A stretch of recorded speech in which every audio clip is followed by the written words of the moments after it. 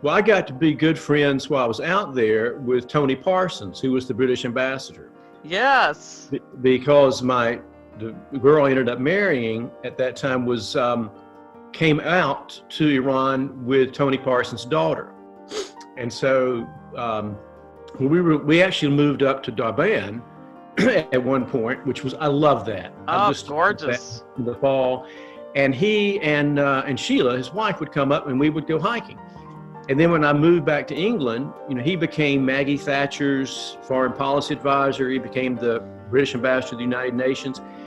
And we would go visit them on the weekends, and he and I would drink scotch, and he would talk about the Middle East and his days, and he became my Middle East mentor. And it all started from, again, Tehran.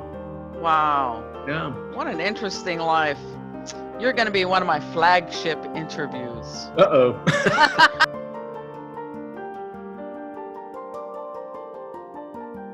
Aaron, did you attend any religious services? Because I was did. so isolated in those terms. I went to, excuse me, the American Church, which was up in Darouz. I could actually walk there from where I was living at the time. And I did that, and I'll never forget, this has stayed with me all these years, they had a poster there, because you know how a lot of expats, especially American expats, at that time, the spouses generally were the women. They were the traveling spouse. And some did not do well. Yeah.